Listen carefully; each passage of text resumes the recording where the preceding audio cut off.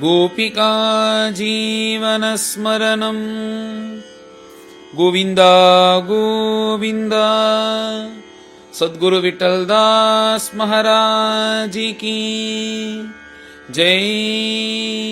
அந்த வராகமூர்த்தியை பார்த்து பிரம்மாதி தேவதைகள் எல்லோரும் ஸ்தோத்திரம் பண்ணி, போதும் பிரபோ இவன் கூட விளையாடினது, மேலே இவனை சம்ஹாரம் பண்ணுறதுக்கு தான் நீங்கள் வந்திருக்கேள், இவன் சண்டை போடுறத பார்த்தா எங்களுக்கெல்லாம் பயமாக இருக்குது, போதும் இவன் கூட விளையாடினது, நீங்கள் இவனை சம்ஹாரம் பண்ணணும் அப்படின்றது போல் பிரார்த்தனை பண்ணின உடனே பகவான் அப்படியே ஆகட்டும்னு இந்த தடவை அவர் தன்னுடைய சங்கல்பத்தை கூட இன்னும் கூட வீரியவத்தரமாக இவனை சம்ஹாரம் பண்ணணும் அப்படின்ற ஒரு எண்ணத்தோடு சண்டை போடுறதுக்காக வராராம். திரும்பவும் அபாரமாக யுத்தம் நடக்கிறது, கதை யுத்தம் நடக்கிறது, பகவான் அடிக்கிறார், அவன் அடிக்கிறான்.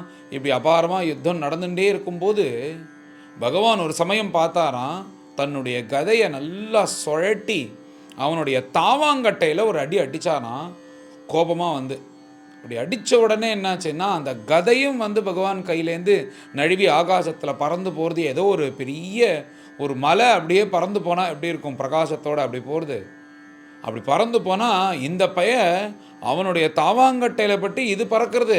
அவன் அப்போ கூட என்ன பண்ணான்னா, கீழே விழாமல் தன்னை நிதானிச்சென்று இப்படி கொஞ்சம் கொஞ்சமாக வந்து ஆஸ்வாசப்படுத்திட்டு கண்ணை திறந்து பார்க்குறான்.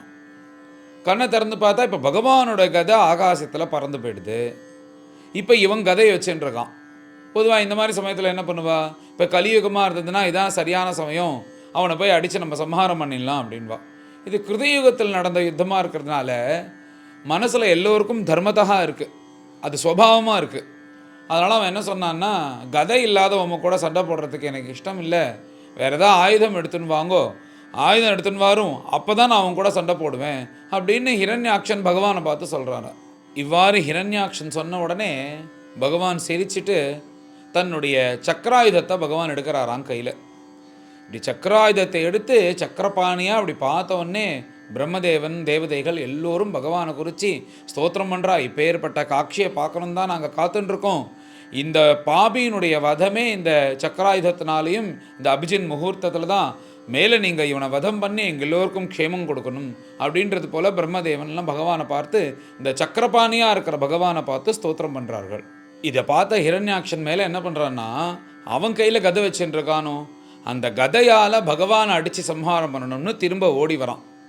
அப்படி அடிக்கிறதுக்காக, பகவான் தலையிலேயே அடிக்கிறதுக்காக அந்த கதையை ஓங்கி எடுத்துன்னு வந்து பகவானுடைய தலையில் அடிக்க வரான். பகவான் இப்படி மேலே ஜம்ப் பண்ணி தன் இடது காலால் அந்த கதையை ஒரு உதைக்கிறாராம். அது உதைச்சா பகவானுடைய கதை வந்து எவ்வளோ தூரம் போச்சோ அதை விட பல மடங்கு தாண்டி ஆகாசத்தில் சஞ்சாரம் பண்ணிட்டு போயிட்டே இருக்கான். அதை போய் பிடிக்கிறதுக்கெல்லாம் வந்து யாராலையும் முடியாது, அந்த ஸ்பீடில் அது போயின்னு இருக்கு. உடனே பகவான் என்ன பண்ணார்னா, நேராக போய் அந்த கதையை பிடிச்சாராம்.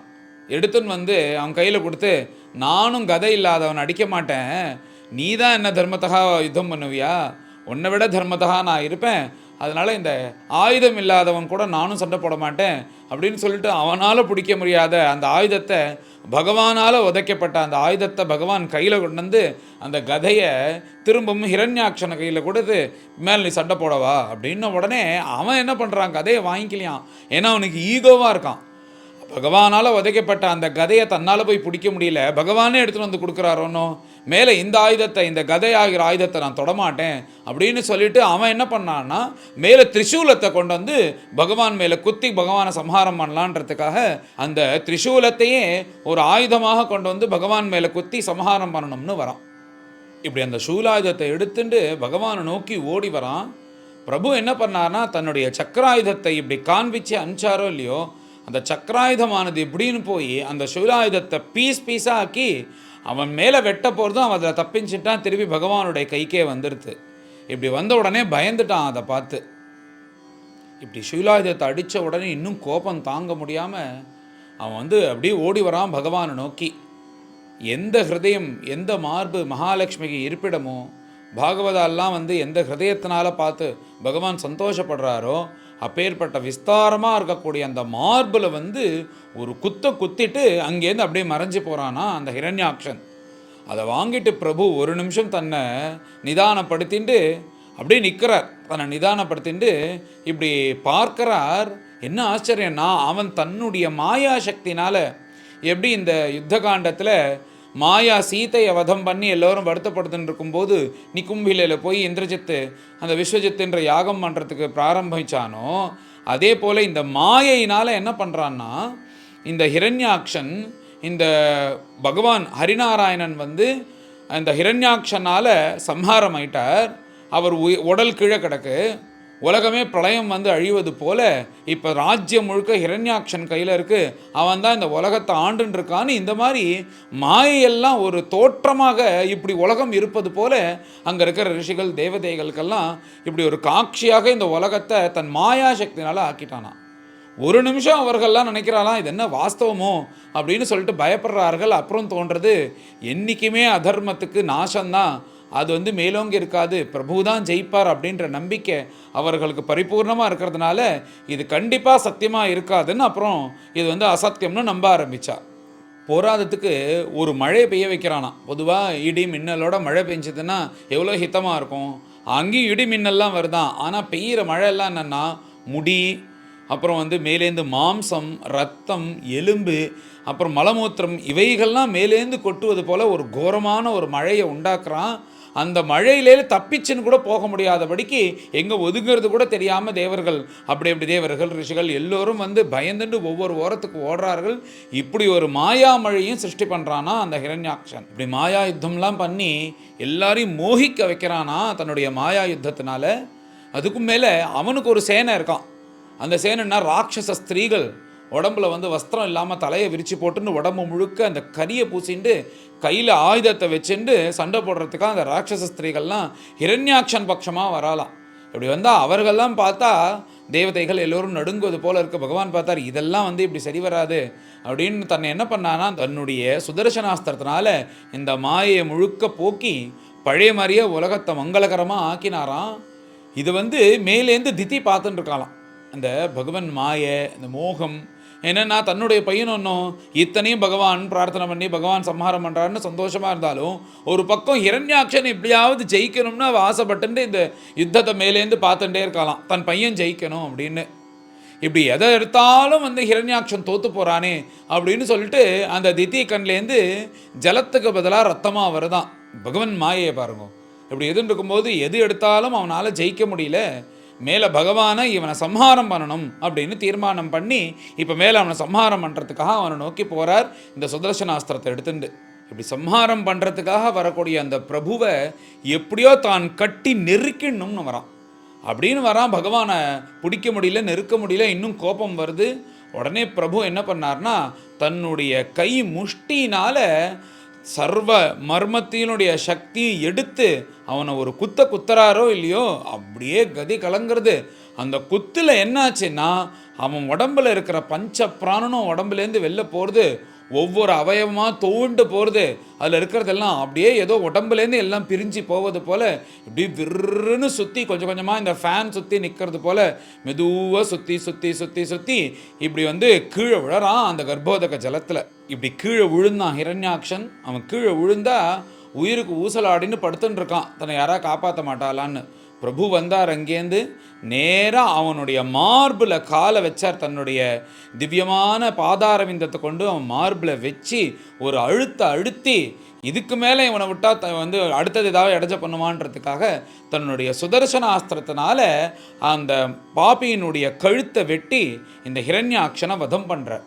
அப்படி வதம் பண்ணும்போது என்ன ஆச்சரியம்னா பகவானுடைய திருவடி அவனுடைய மார்பில் இருக்குது. இப்படி பகவானை பார்த்துட்டே அந்த சிரஸை சம்ஹாரம் பண்ணும்போது கடைசி சுவாசத்தில் எந்த பிரபுவை ஸ்மரிச்சாலே வைகுண்டமோ அப்பேற்பட்ட பிரபு இவனுக்காக ஒரு அவதாரம் எடுத்துன்னு வந்து அவன் அப்படி பார்த்துட்டே இருக்கும்போது அவனை சம்ஹாரம் பண்ணுறார். அவன் இதை தானே ஆசைப்பட்டான், நான் அசுரயோனியில் பிறந்தாலும் எனக்கு சம்ஹாரம் உங்கள் கையால் தான் ஆகணும், உங்களை பார்த்துட்டே தான் நான் காலமாகணும்னு பிரார்த்தனை பண்ணினானோ. அதே போல் பகவான் அவனுக்கு அனுகிரகம் பண்ணினார். அப்படி பிரபுவை பார்த்துட்டே அவனுடைய ஹிரண்யாக்ஷனுடைய சம்ஹாரமானது ஆச்சு. அதை பார்த்த உடனே தேவதைகள்கிட்ட தான் பார்த்து சொல்கிறாராம், எப்பேற்பட்ட பாக்கியம் பாரு அவனுக்கு, கடைசி சுவாசம் பகவானை பார்த்துட்டே உயிர் பிரியறது அப்படின்னு அந்த ஹிரண்யாக்ஷனை கொண்டாடி பேசுகிறாராம் பிரம்மதேவன்.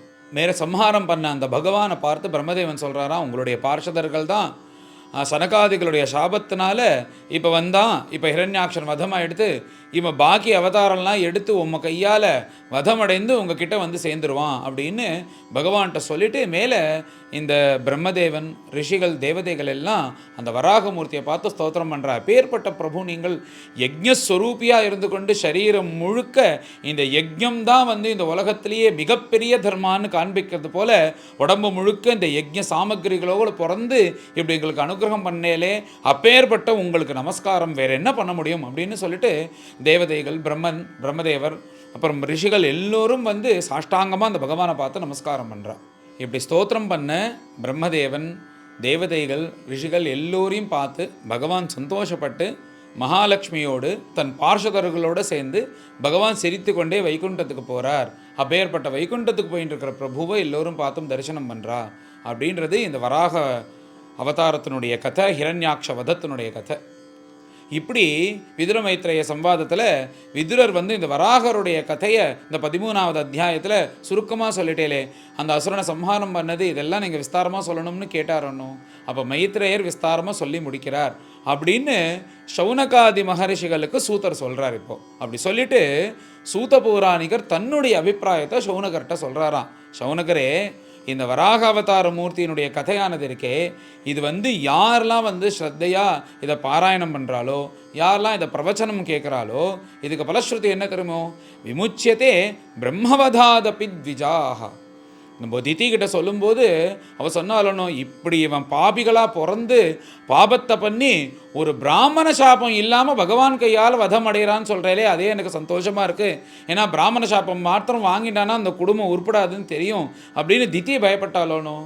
இப்போ இதுக்கு பலஸ்ருதி என்னன்னா, ஒரு கால் தெரிஞ்சோ தெரியாமலோ பிராமண சாபம் ஏதாவது குடும்பத்தில் இருந்ததுன்னா விமுச்சியதே பிரம்மவதாதபி த்விஜாஹா.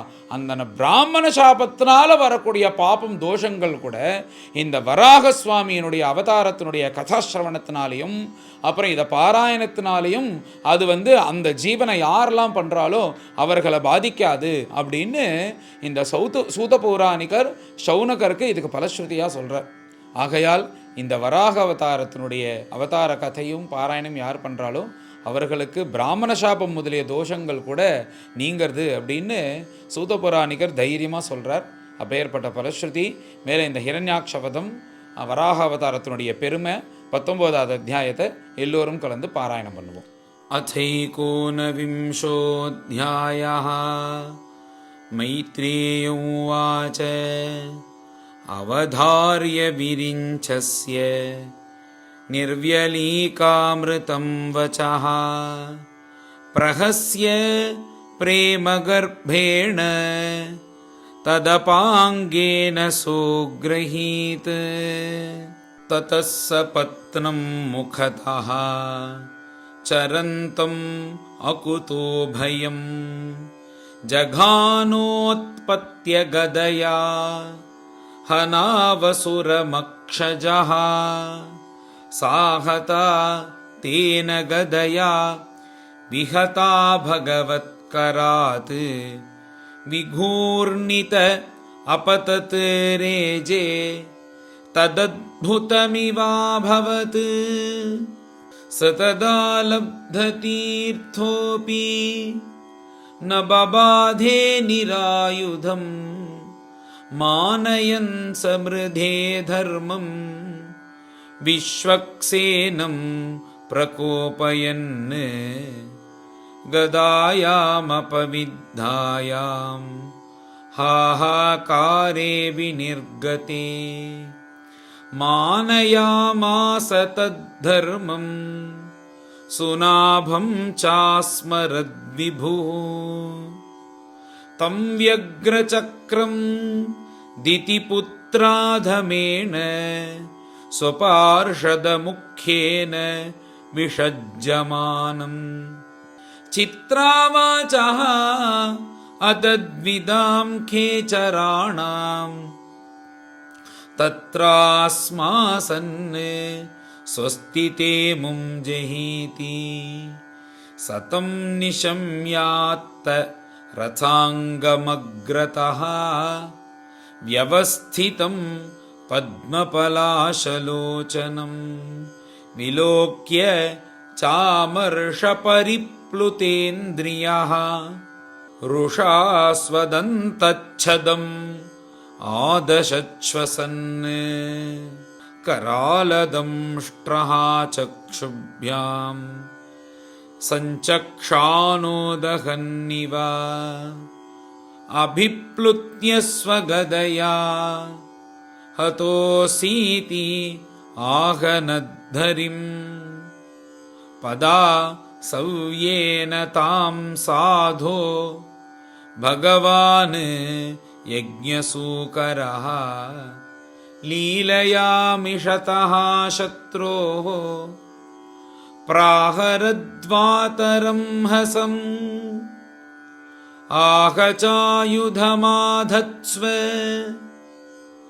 घटस्व त्वं जिहीषसि इत्युक्तः स तदा भूयः ताडयन् व्यनदद् भृशं तां स आपततीं वीक्ष्य भगवान् समवस्थितः जग्राह लीलया प्राप्तां गरुत्मानिव पन्नगीं स्वपौरुषे प्रतिहते हतमानो महासुरः नैच्छद्गदां दीयमानां हरिणा विगतप्रभः जग्राह त्रिशिखं शूलम् ज्वलज्वलनलोलुपं यज्ञाय धृतरूपाय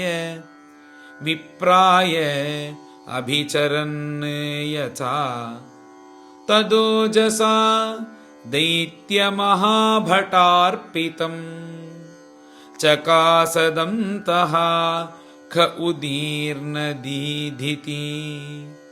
चक्रेण चिच्छेद निशातनेमिना हरिर्यथा तार्क्ष्यपतत्रमुज्झितम् वृक्णे स्वशूले बहुधारिणा हरेः प्रत्येत्यविस्तीर्णमुरो विभूतिमत् प्रवृद्धरोषः स कठोरमुष्टिना नदन् प्रहृत्यान्तरधीयतासुरः तेनेत्थम् आहतः क्षत्तः भगवान् आदिसूकरः नाकम्पत मनाक्वापि स्रजाहत इव द्विपः अथोरुधा सृजन्मायां योगमायेश्वरे हरो यं विलोक्य प्रजास्त्रस्ताः मेनिरे अस्योपसंयमम् प्रबभुः वायवश्चण्डाः तमः पांसवमैरयन् दिग्भ्यो निपेतुः ग्रावाणः क्षेपणैः प्रहिता इव द्यौर्नष्ट भगणाभ्रोगैः सविद्युत् स्तनयित्नुभिः वर्षद्भिः पूयकेशासृक् विण्मूत्रास्थीनि चासकृत् गिरयः प्रत्यदृश्यन्त नानायुधमुचो नघा दिग्वाससो यातु धान्यः शूलिन्यो मुक्तमूर्धजाः बहुभिः यक्षरक्षोभिः प्रत्यश्वरथकुञ्जरैः आततायिभिः उत्सृष्टाः हिंस्त्रावाचोतिवैशसाः प्रादुष्कृतानां मायानाम् आसुरीणां विनाशयत् सुदर्शनास्त्रं भगवान् प्रायुङ्क्तदयितं त्रिपात् तदादिते समभवत् सहसा हृदि वेपथुः स्मरन्त्या भर्तुरादेशम् स्तनाच्चासृक् प्रशुश्रुवे विनष्टासु स्वमायासु भूयश्चाव्रज्य केशवम् रुषोपगूहमानो मुं ददृशे अवस्थितं बहिः तं मुष्टिभिः विनिघ्नन्तं वज्रसारैः अधोक्षजः करेण कर्णमूले अहन् यथा त्वाष्ट्रं मरुत्पतिः स आहतो विश्वजिताह्यवज्ञया परिभ्रमद्गात्र उदस्तलोचनः विशीर्णबाहु अङ्घ्रि शिरोरुहो अपतत् यथा नगेन्द्रो लुलितो नभस्वता क्षितौ शयानं तमकुण्ठवर्चसं कराळदंष्ट्रं परिदष्टदच्छदम् अजादयः वीक्ष्य शशंसुरागताः अहो इमां को नु लभेत संस्थितिम् यं योगिनो योगसमाधिनारहः ध्यायन्ति लिङ्गादसतो मुमुक्षया तस्यैष दैत्य ऋषभः पदाहतो मुखं प्रपश्यन् तनुम् उत्ससर्जः एतौ तु पार्षदौ अस्य शापात् यातावसद्गतिम् पुनः कतिपयैः स्थानं प्रपत्स्येतेह जन्मभिः देवावूचुः नमो नमस्ते अखिलयज्ञतन्तवे स्थितो गृहीतामलसत्त्वमूर्तये दिष्ट्या हतोऽयं जगतामरुन्दुतः त्वत्पादभक्त्या वयमीश निर्वृताः मैत्रेय उवाच एवं हिरण्याक्षम् असह्यविक्रमं ससादयित्वा हरिरादिसूकरः जगामलोकं स्वम् अखण्डितोत्सवं समीडितः पुष्करविष्टरादिभिः मया यथानोक्तमवादिते हरेः कृतावतारस्य सुमित्रचेष्टितम् यथा हिरण्याक्ष उदारविक्रमः महामृधे क्रीडनवत् निराकृतिः सूतोवाच इति कौशारवाख्याताम् आश्रुत्य भगवत्कथाम् क्षत्तानन्दं परं लेभे महाभागवतो द्विजा अन्येषां पुण्यश्लोकानाम्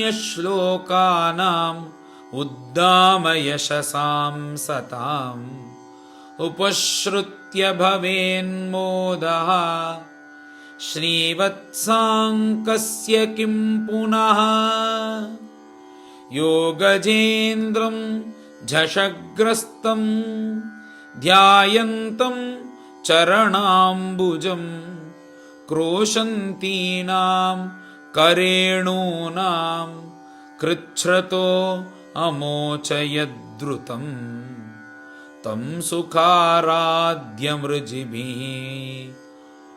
अनन्य शरणैर्नृभिः कृतज्ञः को न सेवेत दुराराध्यम् असाधुभिः यो वै हिरण्याक्षवधं महाद्भुतं विक्रीडितं कारणसूकरात्मनः शृणोति गायति अनुमोदतेऽञ्जसा विमुच्यते ब्रह्मवधादपि द्विजाः एतन्महापुण्यमलं पवित्रं धन्यं यशस्यं पदमायुराशिषां प्राणेन्द्रियाणां युधिशौर्यवर्धनं नारायणोऽन्ते